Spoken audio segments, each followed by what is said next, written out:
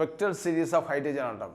அதாவது நம்ம எலிமெண்ட்டில் வந்து நிறைய எலிமெண்ட் இருக்குது, 118 எலிமெண்ட்ஸ் இருக்குது. இந்த 118 எலிமெண்ட்ஸுமே வந்து கிளாஸிஃபை பண்ணுறோம், அதில் ஸ்பெக்ட்ரல் சீரிஸை வந்து கன்வெர்ட் பண்ணுறோம். எக்ஸாம்பிளில் வந்து ஹைட்ரஜனை வந்து எடுத்துக்கிறோம். இந்த ஹைட்ரஜனில் வந்து 5 விதமான கிளாஸிஃபிகேஷன் இருக்குது, ஸ்பெக்ட்ரல் சீரிஸ் வந்து இருக்குது.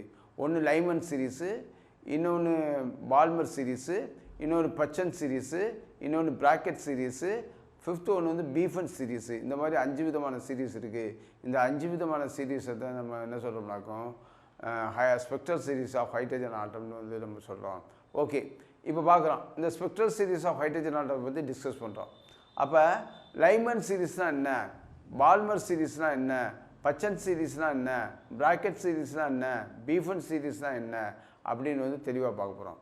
அப்போ ஹைட்ரஜன் சீரிஸ்னால் ஃபஸ்ட்டு வந்து தியரிட்டிக்கலாக பேஸ் பண்ணிவிட்டு அதுக்கடுத்து நம்ம டெரிவேஷன் பார்ட்டு வந்து நெக்ஸ்ட் கிளாஸில் போகும்போது நம்ம பார்த்துக்கலாம். இப்போ டெரிவேஷன் இது ஃபஸ்ட்டு வந்து தியரிட்டிக்கலாக என்ன பண்ண போகிறோம்னா, லைமன் சீரிஸு ஒன்றுமே இல்லை, ஸோ மெனி சயின்டிஸ்ட் கேம் அப்னு நம்ம ஏற்கனவே வந்து போன வீடியோவில் வந்து பார்த்துருக்கோம்.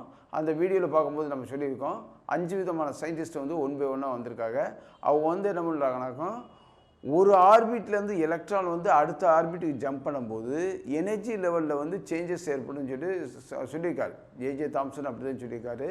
அதே மாதிரி வந்து இவர் ரூதர்ஃபோர்டும் அதே மாதிரி தான் சொல்லியிருக்காரு. அவங்களால வந்து கண்டுபிடிக்க முடியல. எதை கண்டுபிடிக்க முடியல, ஒரு அவுட்டர் ஆர்பிட்லேருந்து ஃபஸ்ட் ஆர்பிட்டுக்கு வந்து எலக்ட்ரான் ஜம்ப் பண்ணும்போது எனர்ஜி லெவலில் வந்து சேஞ்சஸ் ஆகுது அப்படின்னு தான் சொல்லியிருக்காங்க. எனர்ஜி லெவலில் வந்து சேஞ்சஸ் ஆகலை அப்படின்னு வந்து சொல்லலை. அதை வந்து யார் கண்டுபிடிச்சாருன்னா நீல்ஸ் போர் என்ற சயின்டிஸ்ட் தான் வந்து கண்டுபிடிச்சார். இவர் தான் வந்து சொல்கிறார். அதே மாதிரி வந்து எல்லா ஆட்டத்துக்குமே வந்து ஸ்பெக்ட்ரல் சீரிஸை வந்து இப்போ வரைக்கும் கண்டுபிடிக்க முடியல. ஏன் கண்டுபிடிக்க முடியலன்னா, ஹைட்ரஜன் ஆட்டம் வந்து காம்ப்ளெக்சிட்டியான ஒரு ஆட்டம். அதுக்கு மாத்திரம் வந்து 5 spectral series of hydrogen atom வந்து கண்டுபிடிச்சிட்டாங்க. அதுக்கடுத்து போரானு, அதுக்கடுத்து அட்டாமிக் நம்பர் உள்ள எலிமெண்ட்டு, அதுக்கடுத்து அட்டாமிக் நம்பர் உள்ள எலிமெண்ட்டு, அந்த எலிமெண்ட்டில் அது வந்து spectral series of hydrogen atom வந்து கண்டுபிடிக்க முடியல.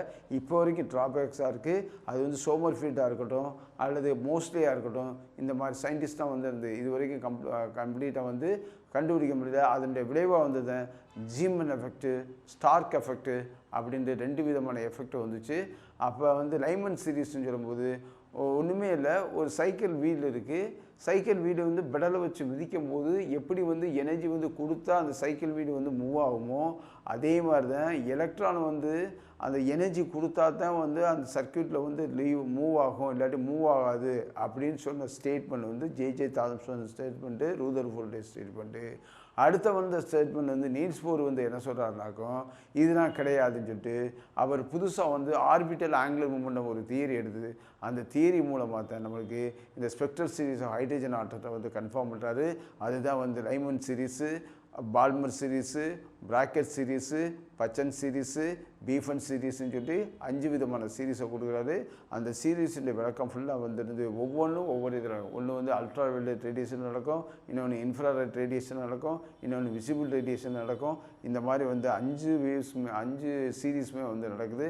அதை பற்றி வந்து அடுத்த கிளாஸில் நம்ம எக்ஸ்பிளைன் பண்ணுவோம். இப்போது வரைக்கும் வந்துருந்து அவுட்டர் ஆர்பிட் வந்து ஒரு எலக்ட்ரான் வந்து ஜம்ப் ஆகும்போது அதன் மூலமாக லைமன் சீரிஸ் நடக்குது, பால்மர் சீரிஸ் நடக்குது, பிராக்கெட் சீரிஸ் நடக்குது, பீஃபன் சீரிஸ் நடக்குது, அதே மாதிரி வந்துருந்து பச்சன் சீரிஸும் நடக்குது. இந்த மாதிரி 5 விதமான சீரிஸ் நடக்குது. இது வரைக்கும் பார்த்துக்கோங்க. நெக்ஸ்ட் கிளாஸில் போக போக நம்ம இதனுடைய விளக்கத்தை வந்து தெளிவாக வந்து பார்க்கலாம்.